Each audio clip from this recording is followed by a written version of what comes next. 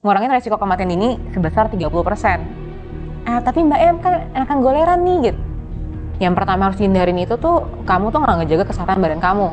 Demennya minum manis-manis, nggak mau tuh namanya minum air bening, katanya malah nggak enak gitu kan.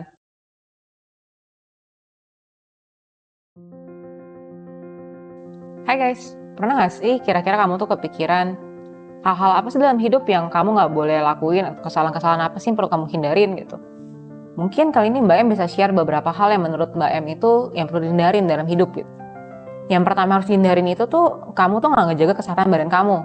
Gini deh, coba bayangin badan kamu ini semacam mesin yang butuh perawatan secara berkala, biar bisa berfungsi dengan baik.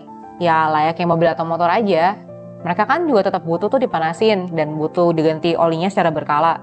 Sama kayak badan kamu, yang butuh olahraga secara teratur dan makan makanan yang bergizi. Tapi Mbak Em kan enakan goleran nih gitu. Ya Mbak Em tahu kan kalau goleran rebahan dan jalan itu emang enak banget. Tapi ya secara teratur itu kalau olahraga atau aktif secara fisik ini tuh benar-benar penting buat badan kamu. Kalau dilansir dari NHS di UK, aktif secara fisik ini bisa bikin hidup kamu tuh lebih sehat dan bahagia. Olahraga sendiri tuh ngurangin resiko terkena penyakit jantung kayak jantung koroner, terus diabetes tipe 2, kanker, dan juga tuh ngurangin resiko kematian dini sebesar 30%. Nah kalau mageran gimana dong Mbak Em? Nah kalau kamu tuh malas ngelakuin aktivitas fisik, ya maunya rebahan aja gitu ya. Hal ini tuh meningkatin resiko terkena penyakit jantung, stroke, diabetes tipe 2, dan juga tentunya ya lebih gampang buat naik berat badannya nih atau sampai ke obesitas. Kalau kamu olahraga secara rutin, ini tuh bisa bikin mood kamu tuh lebih bagus. Soalnya saat olahraga, tubuh itu ngeluarin hormon endorfin. Hormon endorfin sendiri tuh bisa nyiptain rasa senang dan bahagia. Terus kalau misalnya lagi stres gitu, atau mungkin lagi sakit, atau misalnya lagi habis aktivitas fisik yang berat, si endorfin ini tuh bakal ngeblok rasa sakitnya. Jadi tuh kamu tetap bisa aktivitas secara normal. Keren kan ya si endorfin ini? Ya Mbak Em sendiri juga udah mulai rutin olahraga setahun belakangan ini gitu. Dan tiap minggu tuh olahraganya minimal 150 menit ya, sesuai yang dianjurin sebenarnya. Kalau udah olahraga rutin, kamu juga harus banyak minum air putih. Air bening. Kalau air putih tadi kira minum susu lagi. Harus stay hydrated. Udah gitu limitin asupan processed food, terus makanan yang berminyak, sama juga gula. Please, sekarang kan gampang banget ya buat beli minuman manis di mana-mana. Jadi tolong dijaga banget. Mbak Em sih ngeliat gitu, banyak sekarang itu case-case anak-anak yang masih belia, masih muda, demennya minum manis-manis, nggak mau tuh namanya minum air bening, katanya malah nggak enak gitu kan. Ujung-ujungnya gimana? Ujung-ujungnya kan kena diabetes. Sayang banget gitu. Jadi please banget sayangin badan sendiri ya. Tidurnya yang cukup, olahraganya yang cukup, minum air bening yang cukup, terus juga makan makanan yang sehat. Tapi ini tuh kalau ngomongin sehat ya bukan berarti tuh kamu harus 100% cut off everything. No, enggak gitu. Kamu tuh bisa mulai dari ngurangin konsumsinya. Jadi misalnya kalau tiap hari tuh kamu tuh minum bubble tea misalnya gitu ya, jadi seminggu sekali. Terus misalnya kamu tuh selalu belinya tuh yang maunya extra sugar biar lebih manis tuh enak. Jadilah normal sugar, terus mulai jadiin light sugar, terus jadiin half sugar, and so on. Kamu sendiri tuh yang tahu seberapa banyak dan seberapa sering kamu konsumsi. Jadi tuh kamu bisa atur intake makanan minuman yang nggak baik buat badan kamu. Terus kan ya, kamu tahu lah pasti orang bilang saat itu mahal. Ya nggak salah sih. Tapi buat Mbak Em ya lebih mahal kalau kamu sakit. Apalagi kalau kamu nggak cover BPJS ataupun asuransi kan. Bener kan? So please jangan lupa sayang sama badan sendiri ya. Oke, tadi kan Mbak Em ada bahas soal endorfin. Terus ada ngomong ada soal artikel yang dilansir dari NHS UK. Nah, untuk dua hal tersebut udah Mbak Em masukin nih di link ya. Udah masukin linknya di deskripsi. Jadi kamu bisa tinggal lihat aja itu di deskripsi. Mbak Em juga udah masukin juga dari NHS juga aktivitas fisik apa yang oke gitu direkomendasi sama mereka buat kamu yang berusia 19 sampai 64 tahun. Oke, nextnya tentu nggak afdol kalau misalnya kita udah ngomongin kesehatan badan tapi nggak ngomongin kesehatan mental. Ya, jadi jangan sampai kamu nggak ngejaga kesehatan mental kamu. Sound so Gen Z banget ya, tapi beneran kok. Mental health itu sepenting itu gitu. Gini deh, kamu ngerasa nggak sih semakin nambah umur tuh makin banyak hal-hal yang berubah dalam hidup. Dan hal-hal yang berubah dalam hidup itu tuh nggak selalu bawa pengaruh yang positif ke mental health kamu. Bener atau bener? Nah, kalau mental health kamu lagi nggak baik-baik aja, hal ini tuh bisa banget ngubah perilaku kamu ke lingkungan sekitar kamu. Selain itu bakal ngaruh juga ke gimana cara kamu ngelihat hidup, nilai dalam hidup, even sampai kamu punya self-esteem dan self-worth. Bisa juga tuh pengaruh ke kamu punya memori dan kemampuan untuk memecahkan masalah. Bahkan ya, sampai bisa pengaruh ke fisik kamu. Jadi emang ada lakuin lagi kan kalau emang mental health itu penting. Tapi sepenting-pentingnya mental health itu, jangan sampai juga kamu tuh self-diagnose pakai yang di internet gitu, yang gratisan gitu. Soalnya kenapa? Karena mostly itu nggak akurat. Dan yang ada tuh mungkin malah kamu jadi tambah kepikiran. Jadi kalau possible, cek langsung ke profesional yang terpercaya. Cari rekomendasi juga, biar kamu tuh nggak salah pergi ke profesionalnya gitu. Kan gak lucu ya, kamu nyari profesional, ternyata profesionalnya juga kurang mumpuni gitu. Apalagi orangnya jaji-jaji dan gak helpful sama sekali. Nah, kalau kamu mau tahu lebih lanjut kenapa mental health itu penting, Mbak Em juga udah masukin di deskripsi link buat bacanya. Nah, gimana sih Mbak Em buat jaga mental health kalau gitu? Faktor pentingnya itu tuh ada di hubungan sosial. Bisa sama keluarga, teman, maupun komunitas yang kamu terlibat di dalamnya. Cari tuh hubungan sosial yang gak toxic buat kamu, yang bisa bikin kamu kamu tuh merasa kamu tuh ada sense of belongingnya di sana, sama kamu juga ada purpose di sana. Atau bisa juga mungkin kamu cari orang yang bisa kamu curcolin tentang apapun, dan orang itu gak akan ngejudge kamu. Gak gampang emang buat dapetnya.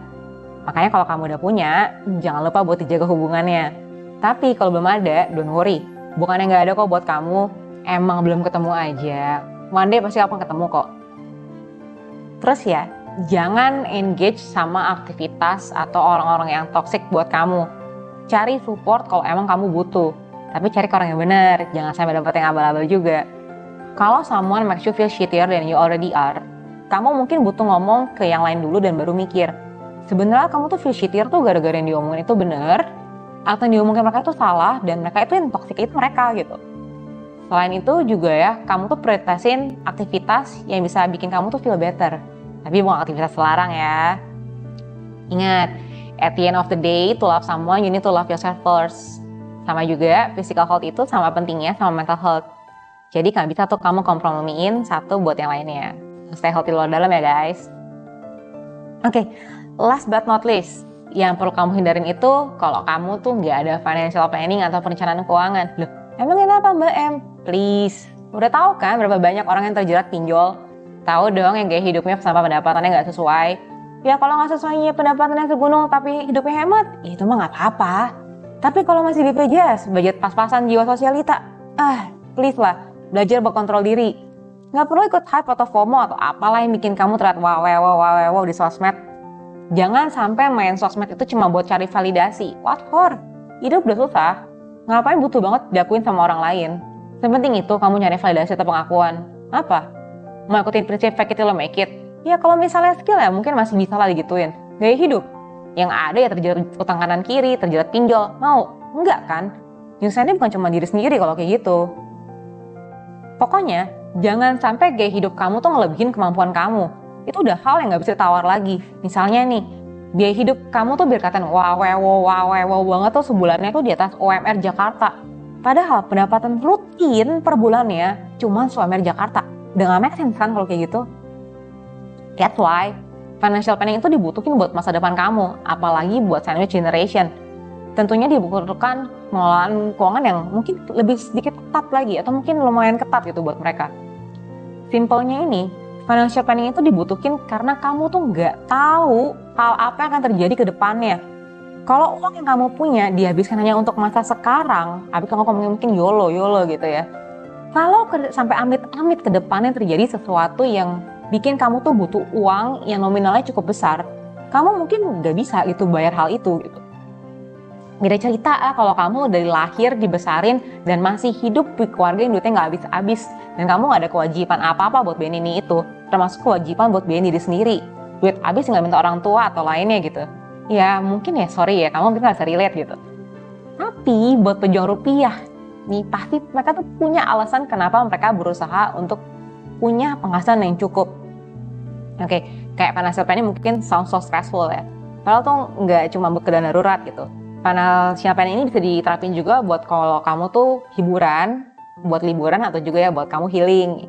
Misalnya kalau kamu tuh mau nonton konser aset tertentu, atau misalnya mau jalan-jalan ke Thailand mungkin, atau ke Jepang mungkin, atau ke Korea, pasti dibutuhin namanya financial planning. Kayak misalnya gini, berapa uang yang perlu kamu harus sisihin tiap bulan buat bisa cover tiket, biaya hidup, dan lain sebagainya pas kamu pergi ke luar negeri. Kalau buat konser juga, kira-kira kamu mesti nyisihin berapa ya tiap bulan buat nabung nonton konser tersebut? Kalau dalam kota ya paling mungkin segini tiketnya aja gitu, musing-musingin di situ. Tapi kalau di luar kota, nambah lagi kan biaya transport TP sama akomodasinya.